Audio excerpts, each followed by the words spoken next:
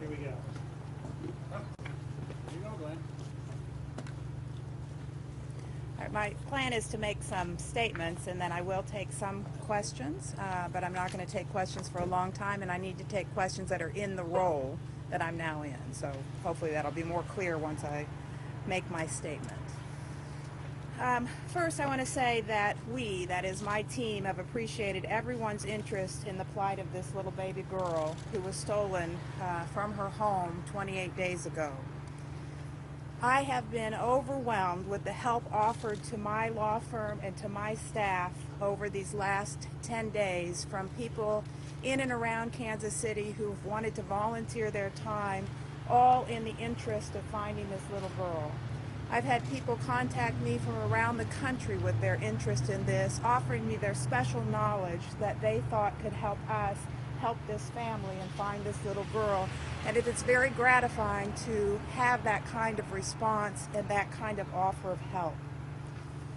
Our community of Kansas City is really praying that we have a happy ending. My team is praying that we will have a happy ending. As many of you know, I got involved in this case about 12 days ago now. And in that 12 days, I brought in more than 17 people who volunteered their time to help me with the advocacy that was needed for the parents, for the emotional support that was needed for the parents, for the grassroots work that we did and will continue to do to help the parents. And I'm very proud of their efforts. When I got involved in this case 12 days ago, I did it to stand up for Jeremy and Deborah and to prevent any kind of wrongful arrest or conviction. I got into this case to be their advocate because I believed they needed a voice, and they needed a voice here where they live in their hometown. I got into this case to help this family find a little girl that we have all come to love in some part of our hearts. And I got involved because I saw a family that needed help and services to cope with the immense stress that they faced with the loss of this little girl, this stolen little girl from their home. And those kinds of services are something that we can provide and have provided through my office. My team, which is 17 people strong, is very saddened that we are no longer serving the family as we did the last 10 days. However, we still care very much about them, and we will continue to be available to them to support them emotionally and to help them rally the community support, even if we are not allowed to see them or to talk to them. Mr. Takapina and I were not able to work as a team. Our goals and our approach was so different that one of us had to go, and that someone is me. So that this means, and this is important for you in the press, this means that I am no longer a liaison for the family with the police. I am no longer a liaison for the family with the media, and I am no longer the family's public voice. However, I deeply care about this family. From everything seen over the last 12 days, I know that Deborah and Jeremy are a loving couple. Everything I've seen about the way they treat their children and the loving home that they created tells me that they are caring parents. Our team in 12 days has logged over 700 hours of volunteer time towards the fight to find Lisa and to prevent Jeremy and Debbie from being wrongfully accused of this crime. We did it because it was the right thing to do, and we did it because we care. Because I believe so strongly in their innocence that we will continue to work for them. We will continue our grassroots efforts. We will continue to pay for and monitor the website www.findbabylisa.com. My job now, no offense, but free of the media, will be to get back into the community and to listen to people. And I think as we listen to people, we hopefully will find that answer, that tip, that someone who will lead us to baby Lisa. And now that I have embraced this family and embraced this child, I cannot just walk away. So again, I appreciate and I thank all of the coverage that you have put into this case. I'm hopeful that something that someone does out in the community, some question that you ask, someone you listen to will bring this to a happy ending. Was it your decision to leave the case or Mr. Tacopina? Mr. Tacopina. Can you walk us through that? Yeah, can you talk about that? You know what? I can only say what I just said, which is our approaches were very different. I was here for 10 days working on the case, and Mr. Tacopina was in Rome.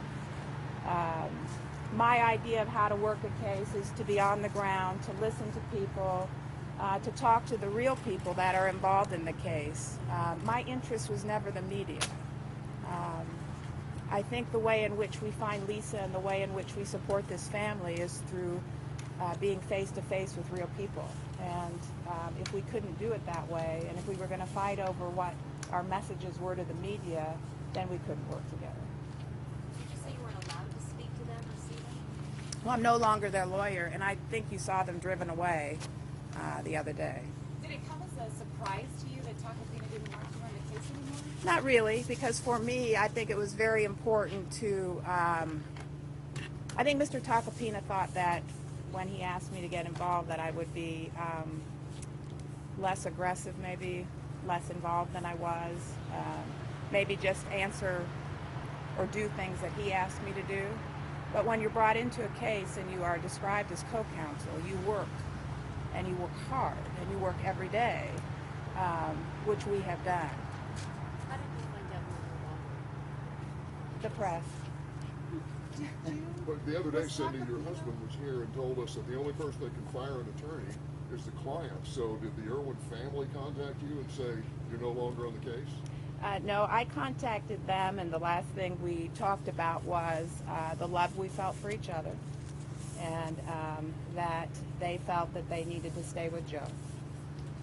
One of the issues, the media itself, they tend to want to talk to the national media. Were they upset that you were talking and reaching out to the local media to a degree? I think so.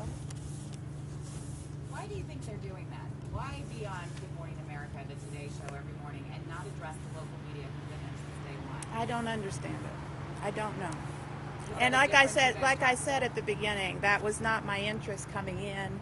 I didn't understand the way in which this culture works.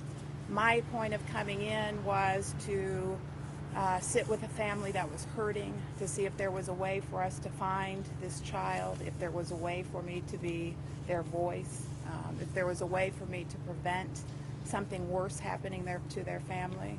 I've spent so many years sitting on the other side of a table of people who have been wrongfully accused and wrongfully convicted, and it felt like this was the moment where I would have a chance to work on that from the right end.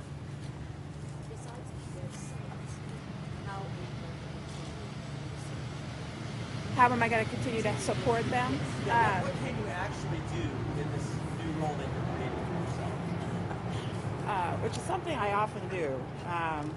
I think what we can do is what we've been doing. We've gotten volunteers to pass out flyers. We've had new flyers made. We'll continue to update the website.